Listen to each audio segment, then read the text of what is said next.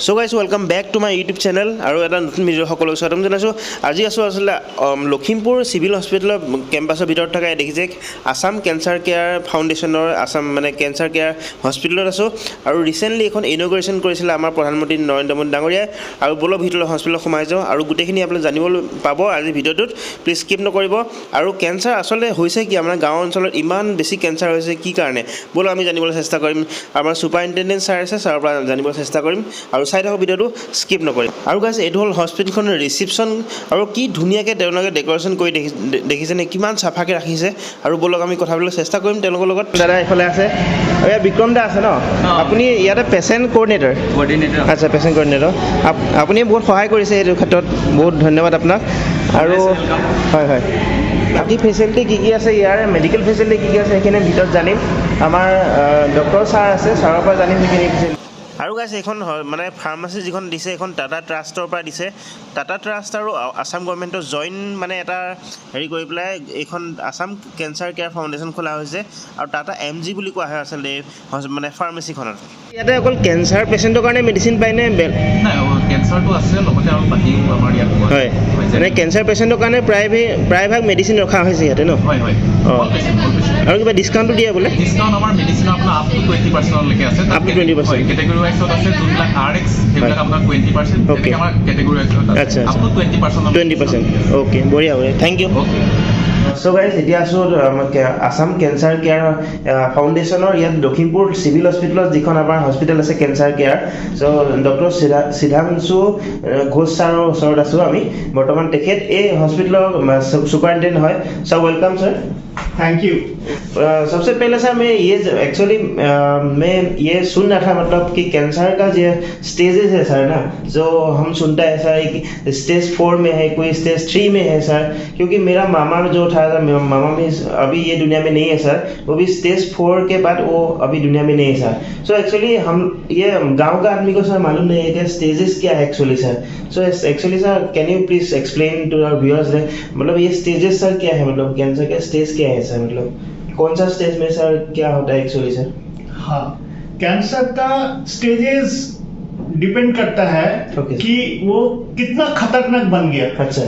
एकदम जब कैंसर शुरू होता है ओके सर उसी दिन से वो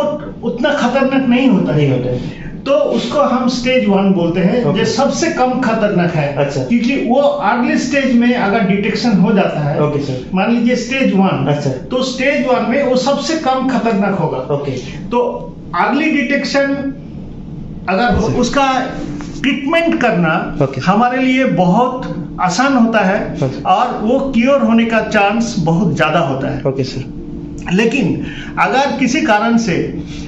अगर हमने अर्ली डिटेक्ट नहीं कर पाया जैसे कि पेशेंट किसी भी कारण से रिपोर्ट नहीं किया कि मेरे को ये प्रॉब्लम हो रहा है या अगर उनको रिपोर्ट करना चाहा तो वो डॉक्टर के पास पहुंच नहीं पाया या हॉस्पिटल में पहुंच नहीं पाया किसी भी कारण से तो वो स्टेज 1 से स्टेज 2 तक पहुंच जाता है वो धीरे धीरे उसका वृद्धि होते रहता है कैंसर सेल का जब वो वृद्धि होते रहता है तब वो स्टेज 1 से लेकर स्टेज 2 तक पहुंच जाता है मतलब वो और थोड़ा ज्यादा खतरनाक हो जाता है लेकिन स्टेज 2 में भी अगर कोई कैंसर को पकड़ा जाए तो ज्यादातर पे कैंसर को हम बहुत अच्छा तरीके से ट्रीटमेंट कर सके और उसको क्योर पॉसिबल है स्टेज 2 में सर पॉसिबल है सर हाँ काफी हद तक पॉसिबल अच्छा है मैं ये नहीं कहूंगा कि 100% पॉसिबल है लेकिन काफी हद तक पॉसिबल है ओके सर स्टेज 3 में वो और भी थोड़ा खतरनाक हो जाता है और जहां पे ओरिजिनली कैंसर चालू हुआ था उस जगह से वो फैलते रहता है मान लीजिए गले में कैंसर हुआ किसी को तो गले से वो छाती में चला जाता है या छाती से पेट में चला जाता है इस तरीके से ओरिजिनली उसका गले में चालू हुआ था लेकिन स्टेज 3 में वो एक जगह से ओरिजिनल जगह से दूसरे जगह पे वो चले जाते हैं हम लोग इसको मेडिकल टर्म में बोलते हैं metastasis okay sir medical term में उसको मेटास्टेसिस बोलते हैं ओके सर लेकिन सिंपल शब्द में इसको ये कहा जा सकता है कि वो एक जगह से दूसरे जगह में चलना चालू कर देता है तो ओरिजिनली छोटा था अभी क्या हुआ अभी 2 3 4 5 जगह पे वो फैल Spray गया, हो गया। तो उसका जो खतरनाक हुआ वो डेंजरस हो गया। अभी उसको ट्रीटमेंट करना बहुत कठिन हो जाता है और बहुत एक्सपेंसिव भी हो जाता है, क्योंकि हमको एक मेडिसिन की जगह पे दो की जगह पे तीन की जगह पे 4 मेडिसिन ऐसा करके हमको देना पड़ता है। उसके बाद क्या होता है कि हम ये कैंसर एक जगह से दूसरा तीसरा चौथा जगह पे जाते वक्त अगर लिम्फ नोड्स जो होता है उसको भी आक्रमण करता है और उसको भी खा देता है, उसको भी अटैक कर देता है, तो हम नॉर्मली उसको स्टेज 4 कहा जाता है। लास्ट हाँ नॉर्मली मतलब मोटे तौर पे मतलब साधारण जनगण के लिए जो क्लिनिकली मतलब डॉक्टर नहीं है उनके लिए नहीं, उनके लिए तो एक दूसरा तरीका का सिस्टम होता है, हम लोग उसको मार्किंग करते हैं। लेकिन सामान्य जनसाधारण जो है उनको समझने के लिए हम मोटे मोटे तरीका से ये बताया कि इस तरीका से उसका ज्यादा खतरनाक हो जाता है, ज्यादा डेंजरस हो जाता है एंड 4th स्टेज में जाके उसको ट्रीटमेंट करना बहुत ही मुश्किल हो जाता है, उसको रिकवरी रेट भी थोड़ा कम होता है और उसमें से और ज़्यादा ऑर्गन्स जैसे कि लिवर को अटैक कर देना, किडनी को अटैक कर देना या आँख मतलब ब्रेन को अटैक कर देना, ये सब जगह पे वो और भी फैल जाता है और इसी में स्टेजिंग हम जनसाधारण के लिए इस तरीके से बोल सकते हैं। Okay thank you sir, thank you so much. और एक बात जानना चाहता हूँ कि सर अभी ये नया रिपोर्ट में आया है कि नॉर्थ ईस्ट को सर कैंसर कैपिटल बोल रहे हैं सर, मतलब बहुत फैल रहा है नॉर्थ ईस्ट में, स्पेशली आसाम में सर, गाँव से मतलब। सर आपका मतलब थिंकिंग से क्या लगता है, आपका इधर के कुछ मतलब प्रॉब्लम हो रहा है कि पानी के लिए होता है क्या कैंसर, कुछ मिट्टी के लिए होता है सर? एक्चुअली सर जनरल मतलब बेसिक प्रॉब्लम क्या होता है सर? मतलब देखिए ये जो मतलब कैंसर कैपिटल नॉर्थ ईस्ट है ये तो मैं नहीं बताऊंगा, लेकिन ये देखा गया है कि नॉर्थ ईस्ट में टोटल इंडिया का 3.9% पॉपुलेशन रहता है। Yes, right. हाँ 3.9% population of total India resides in north east. लेकिन टोटल इंडिया का जितना कैंसर केसेस है उनका 8% केसेस नॉर्थ ईस्ट में होता है। 8%। So population is 3.9% but cancer cases are 8%। तो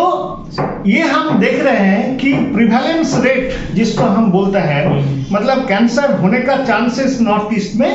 पूरा इंडिया से ज्यादा है। कुछ तो गड़बड़ है। अभी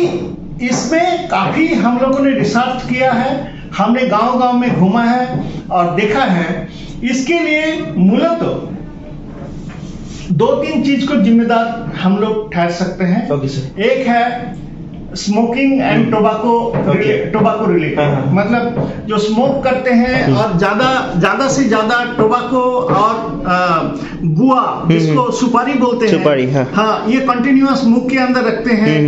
तो इसमें से जो गुटखा होता है सर, हाँ गुटखा होता है, जो तंबाकू का जो भी प्रोडक्ट है वो नॉर्थ ईस्ट में काफी ज्यादा यूज होता है। और मूलतः हम लोग ये बोल सकते हैं कि वही मूलतः ज्यादा जिम्मेदार है। ओके एंड सेकेंडली कुछ जगह है नॉर्थ ईस्ट में जहां पे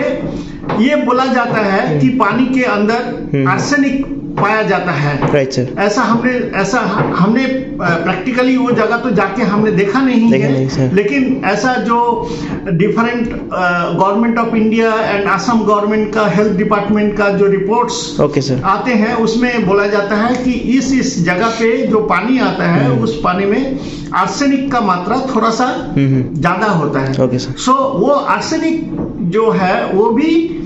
कैंसर फॉर्मेशन का एक कारण है। Okay sir. सो ये 2 मूलतः कारण जो है,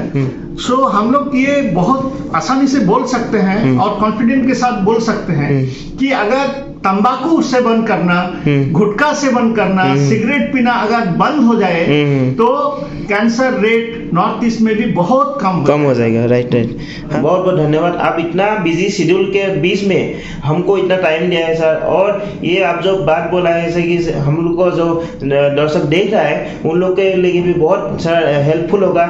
कि सर आपका यहाँ पे सर फैसिलिटीज मतलब जो कैंसर पेशेंट के लिए चाहिए होता है सब कुछ है ही ना सर? सब कुछ अवेलेबल है, अच्छा। और लेटेस्ट ट्रीटमेंट फैसिलिटीज जितना है, investigation facilities like blood investigation, biochemistry investigation, latest treatment facilities like Linac machine, Okay. brachytherapy machine, CT SIM machine, ये mammography machine, ultrasound machine, ये सारे लेटेस्ट मॉडल का सारे machines हमारे पास अवेलेबल है। Okay okay, thank you sir, thank you sir, बहुत বহুত ধন্যবাদ। ছাৰে ইমান ধুনীয়াকৈ বুজাই দিলে কথাখিনি আমাৰ দৰ্শকসকলক, গতিকে আপোনালোকে ভিডিঅ'টো শ্বেয়াৰ কৰিব যিমান পাৰে, যিহেতু জানিবলৈ কথা আমাৰ অসমত ইমান বেছি হৈ আছে ন কেঞ্চাৰটো, সঁচাকৈ মই নিজে আচলতে জানিবলৈ মন গৈছিলে, সেইকাৰণে ছাৰৰ ওচৰলৈ আহিলোঁ আজি, ছাৰে ইমান ধুনীয়াকৈ বুজাই দিলে, আপোনালোকে শ্বেয়াৰ কৰিব।